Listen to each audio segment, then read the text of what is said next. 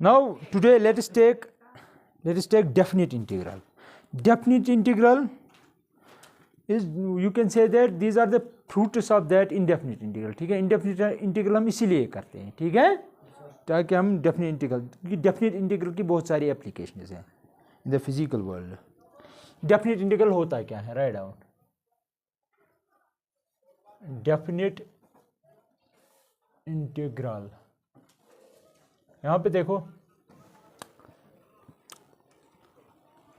अगर आपके पास कोई इंटीग्रल है F of x D x, ये है इसका इंटीग्रल एफ ऑफ एक्स, यहाँ पे मैं लेता हूँ एक्स का वैल्यू ए, यहाँ पे लेता हूँ एक्स का वैल्यू बी, ठीक है, ये क्या रिप्रेजेंट करता है? ये तो है इंटीग्रल, लेकिन इस इंटीग्रल को बोलते हैं डेफिनेट इंटीग्रल, और ये डेफिनेट इंटीग्रल हमेशा रिप्रेजेंट करता है एरिया। क्या रिप्रेजेंट करता है? Area under the curve, area under the curve f of x, क्योंकि इसका ग्राफ होगा ना कुछ, area under the curve and between x equal to a, x equal to b and x axes. ये मैं इसलिए कह रहा हूं क्योंकि मैंने यहाँ पे x equal to a, x equal to b और dx लिया, इसलिए मैं कह रहा हूँ x एक्सीज।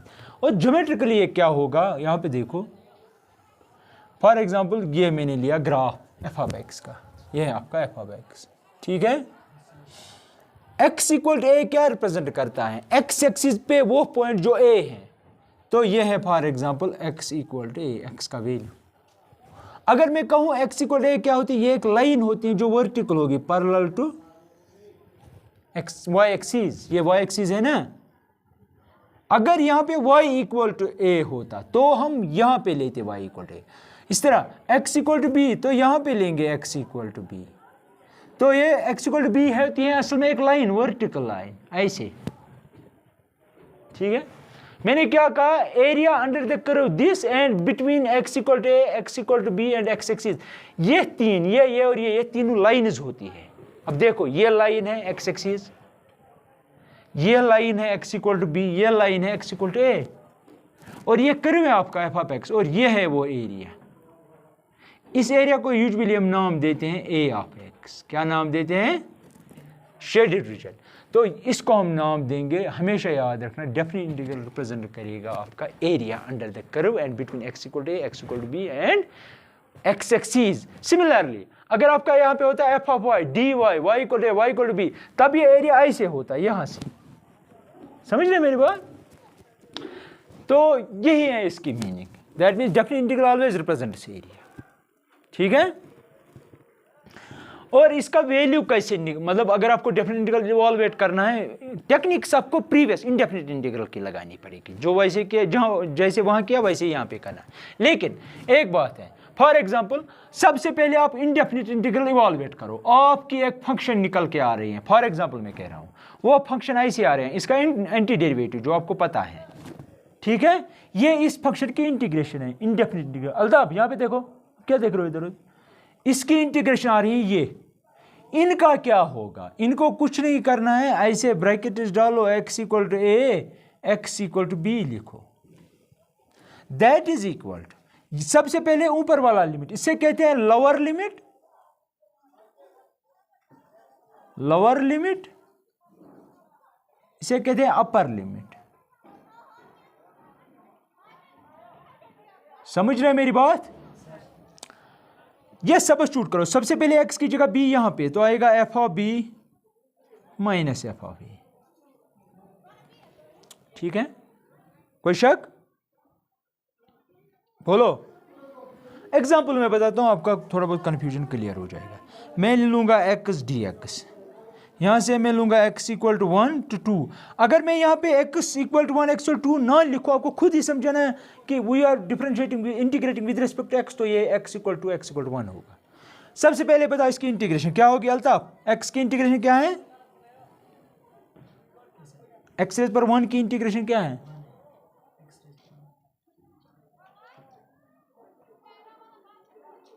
सोचो जल्दी जल्दी, वो डिफरेंशिएशन 1 है, इंटीग्रेशन क्या है?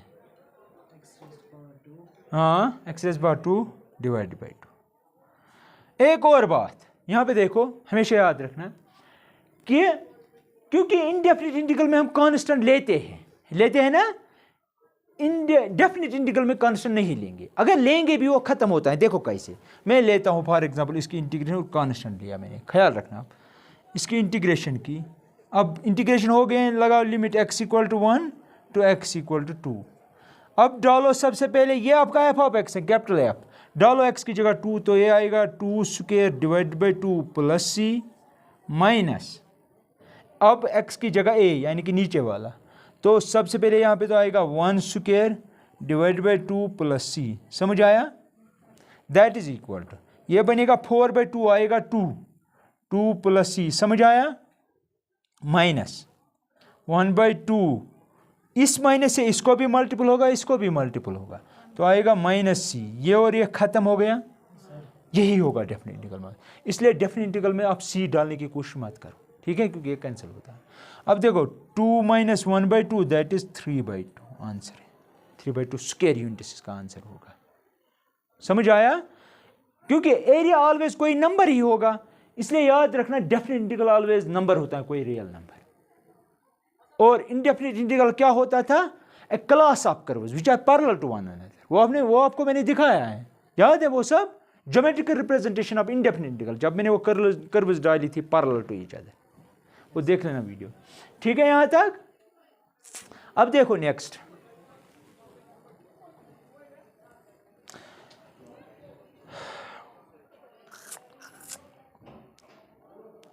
अगर आपकी एक फंक्शन है, याद रखना,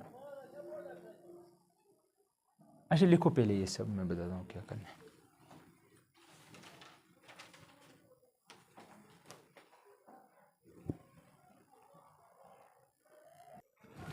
देखो यहाँ पे आप इसको एरिया फंक्शन मत कहना, ठीक है, ये मैंने लिखा है a ऑफ x यहाँ पे। अब देखो एरिया फंक्शन क्या होती है, राइट डाउन एरिया फंक्शन होती हैं ये फंक्शन। अच्छा पहले मैं वो डिफाइन करूंगा, यहाँ पे देखो डेफिनेट इंटीग्रल है आपके पास, फॉर एग्जांपल आपके पास है a to b f of x dx, ये आपको पता है ये क्या रिप्रेजेंट करता है, क्या रिप्रेजेंट करता है, ये क्या रिप्रेजेंट करता है ज्योमेट्रिकली? एरिया बोलो ना जल्दी जल्दी, ये जिस तरह यहाँ दिखाया, दिस रिप्रेजेंट्स एरिया, रिप्रेजेंट्स वो आपको पता है ना, यानी कि आपके पास ऐसे हैं कुछ ऐसे कर्व हैं, फॉर एग्जांपल ऊपर हैं, तो ये f ऑफ x है आपका, और ये क्योंकि x है यहाँ पे, तो यहाँ पे x = a x = b, तो ये एक लाइन है x = a, ये x b है, तो ये जो एरिया होगा, ठीक है, ये जो एरिया होगा, ठीक है, ये एरिया रिप्रेजेंट करेगा, ये सारा area under in this box, ठीक है, ये रिप्रेजेंट करेगा, ये सारा ये रिप्रेजेंट करेगा एरिया, यानी कि ये रिप्रेजेंट करेगा ये, कोई बोलेगा ना ये क्या कहना उसको, ये है, तो ये कौन सा पॉइंट है x = a, ये कौन सा पॉइंट है x = b। अब मसला है कि, और ये x एक्सिस है आपकी, है ना, और ये y एक्सिस है। अब मसला है एरिया फंक्शन क्या होती है। अब देखो अगर मैं यहाँ पे लिखूं a to x f of x dx, इसका मतलब क्या हुआ, लेकिन x जो है वो बिलोंग करेगा a से b इसमें, यानी कि इसके दरमियान कोई भी वैल्यू हो सकता है a और b का, ठीक है, x का वैल्यू इसमें से कोई भी हो सकता है। अगर हम x यहाँ पे लेंगे, यहाँ पे, क्योंकि x वेरी कर रहा है, ये फॉर एग्जाम्पल 1 से 5 तक है, तो यहाँ पे मैंने लिया 4, तो x का वैल्यू मैंने 4 लिया। मैं कह रहा हूँ कि यहाँ तक, ये देखो ये पॉइंट, ये जो इंटीग्रल है, ये रिप्रेजेंट, इसको हम लिखेंगे, ये रिप्रेजेंट करता है a ऑफ x को, क्या रिप्रेजेंट करता है, क्योंकि फाइनली इसमें x ही आएगा, तो ज्योमेट्रिकली ये क्या रिप्रेजेंट, ये भी एरिया ही रिप्रेजेंट करेगा, लेकिन क्योंकि ऊपर भी इंटरवल वही था, ऊपर भी इंटरवल a b ही था, लेकिन यहाँ a से हमने स्टार्ट किया, लेकिन बीच में हम रुक गए x पे। x कुछ भी हो सकता है यहाँ से लेकर यहाँ तक, जिस तरह मैंने यहाँ पे लिखा है। तो मैं कह रहा हूँ कि ये आपका x है, तो ये जो एरिया है ना, ये क्योंकि x मैंने यहाँ पे ही रोका है, अगर मैं यहाँ पे लूँ ना, यहाँ से लेकर यहाँ तक x, यानी कि a से स्टार्ट किया और x का वैल्यू b लिया, फिर तो ये सारा आएगा, फिर तो ये रिप्रेजेंट करेगा। अगर मैंने बीच में रुक गया, मैंने यहाँ पे x लिखा, तो ये जो है रेड, ये जो मैंने शेड किया ना फुली, ये जो फुली एरिया शेड किया, ये रिप्रेजेंट करेगा आपका a ऑफ x। इसी को बोलते हैं एरिया फंक्शन, ठीक है। और x कहां तक वेरी कर सकते हैं? Up to b, from a to b, ठीक है। अब एक थ्योरम है, अब एक सारा एरिया जो है वो है a to b। a of x क्या है? फ्रॉम a टू x, जो एरिया आएगा अंडर द कर्व वही, ठीक है। अब देखो यहां पे first fundamental theorem of integral calculus, first fundamental theorem of integral calculus, ठीक है। पहली थ्योरम क्या है इसकी? ठीक, ये कह रहा है कि let f be continuous, let f be continuous, समझ रहे हैं, without break, let f be continuous on closed interval a b and a of x represents area function,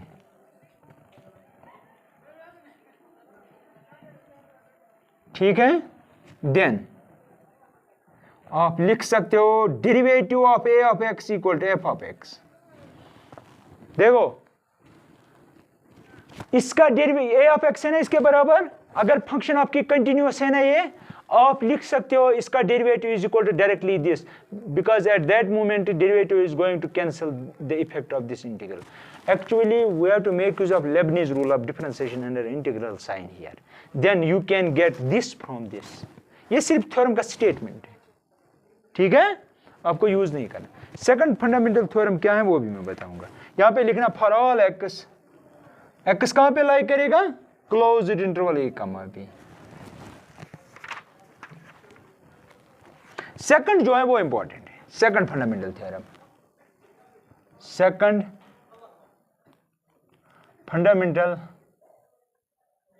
theorem of integral calculus.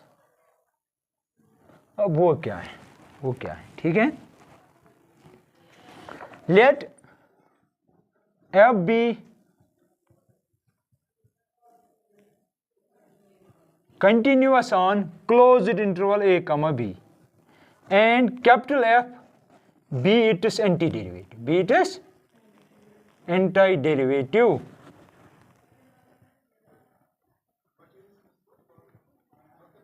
Antiderivative समझ आ रहे हैं क्या होता है? Integration. अगर आपके पास कोई भी कंटिन्यूअस फंक्शन है, कंटिन्यूअस होना जरूरी है, और अगर f उसका एंटीडेरिवेटिव है, then you can write integral a to b, वो मैंने दिखाया आपको, f ऑफ x dx जो है वो होगा बराबर f of b minus f of a। वो है ना यहाँ पे ये, लेकिन provided this is your continuous, तब आप ऐसा लिख सकते हो। ये वैल्यू, ये तब वैलिड है जब आपकी फंक्शन f जो है वो कंटिन्यूअस हो और कैपिटल F उसका इंटीग्रल है, एंटीडेरिवेटिव है, ठीक है। अब मसला है कि ये जो सेकंड थ्योरम है, ये कब हम, इसके लिए क्या होना जरूरी है, याद रखना।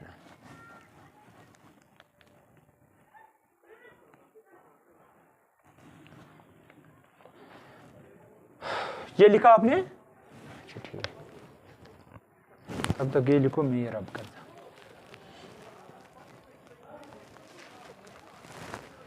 आज के बाद याद रखना, डेफिनेट इंटीग्रल रिप्रेजेंट्स एरिया, ठीक है, शॉर्ट में, और indefinite represents class of curves which are parallel to one another. एक ही फंक्शन के ग्राफ होते हैं लेकिन वो एक दूसरे को पैरेलल होते हैं, वो इनफिनिट ग्राफ्स होते हैं वहां पे।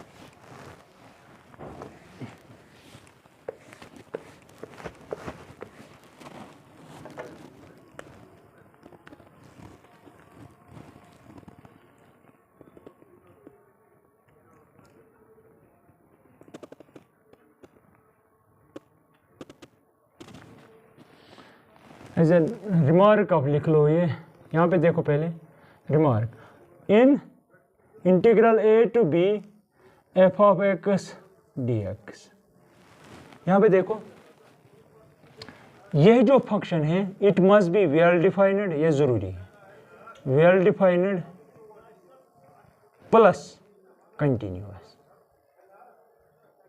क्या होना चाहिए? Well defined and continuous on whole interval A to B, सारे इंटरवल पे, सारे पॉइंट्स पे, ठीक है। Then you can integrate this, ठीक। अब देखो, अगर मैं ये लूं integral -1 to 3 x into x square -1 whole raise पर 1/2 dx, क्या हम इसको इंटीग्रेट कर सकते हैं? सोचो और बोलो, क्या इसको हम इंटीग्रेट कर सकते हैं? देखना है, मैंने कहा it must be well defined function at every point from A to B. अब देखो, -1 से ये है ना रूट, स्क्वायर रूट है ना, ये मैंने आपको बताया है, स्क्वायर रूट में माइनस कॉमन नहीं होना चाहिए क्योंकि अदरवाइज वो कॉम्प्लेक्स नंबर बनता है। देखो, अगर आपने x का कोई वैल्यू यहां से लेकर -1 से 3 तक दिया ना, कोई x का वैल्यू इसमें, और ये नॉन डिफाइंड बन गई रियल में, यानी कि ये कॉम्प्लेक्स नंबर बन गया, तब आप ये कहेंगे this is not well defined function. आपकी फंक्शन क्या है इस वक्त? x times x square -1 whole raise पर 1/2। अब दे दो कोई भी, आप दे दो यहाँ पे 1/2 है ना, इसमें दे दो 1/2, f ऑफ 1/2 तो आएगा 1/2 1/4 -1 होल रेज़ पर 1/2, दैट इज 1/2, या आएगा -3/4 होल रेज़ पर 1/2। अब देखो माइनस आ गया ना इसमें ये आप ऐसे लिख सकते हो ना, √ऑफ -3/4, तो ये बन गया ना कॉम्प्लेक्स। क्या बन गया? ये कॉम्प्लेक्स है, आयोटा आएगा इसमें, आप ऐसे लिख सकते हो, आयोटा टाइम्स √3/4। तो क्योंकि आयोटा आ गया, we can say that this is not well defined on this interval, ठीक। So such integral can not be evaluated here, ठीक है, क्लियर कंसेप्ट। इसलिए मैंने लिखा it must be well defined, लेकिन at 1/2 this is not well defined function, complex भर रहा है, ठीक है।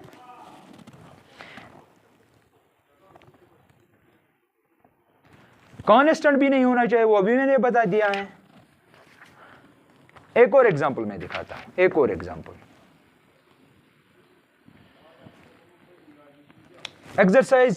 एक्सरसाइज में लेता हूं 7.8, ठीक है। क्वेश्चन नंबर 1 में लूंगा -1 to 1 x + 1 dx, ठीक है। इसकी इंटीग्रेशन करनी है, बोलो इसकी इंटीग्रेशन क्या है? x + 1 की, पहले ये कंटिन्यूअस है, तो बाय सेकंड फंडामेंटल थ्योरम अगर फंक्शन कंटिन्यूअस है दैट मींस उसका इंटीग्रल एग्जिस्ट हो, वो तो हमें पता है वो एग्जिस्ट होगा इस वक्त, क्योंकि ये डिफरेंशिएबल भी है, एंटीडेरिवेटिव एग्जिस्ट होगा ही होगा, ठीक है। अब छोड़ो वो डिफरेंशिएबिलिटी, फंक्शन कंटिन्यूअस है, हम इसकी इंटीग्रेशन कर सकते हैं, हमें पता है यहाँ से पॉलिनॉमियल है, तो हम इसकी इंटीग्रेशन करेंगे x² / 2 + x, कांस्टेंट लिखने की जरूरत नहीं है। बोलो अब क्या करेंगे? बाय दिस फंक्शन कंटिन्यूअस है, एंटी डेरिवेटिव, ये आपका एंटी डेरिवेटिव है, this is your capital F, this is your capital F, this is your small F, बराबर। देखो ओ ये है आपका स्मॉल एफ, तो एफ आपका कंटिन्यूअस होना चाहिए, एफ आपका कंटिन्यूअस है क्योंकि पॉलिनॉमियल है।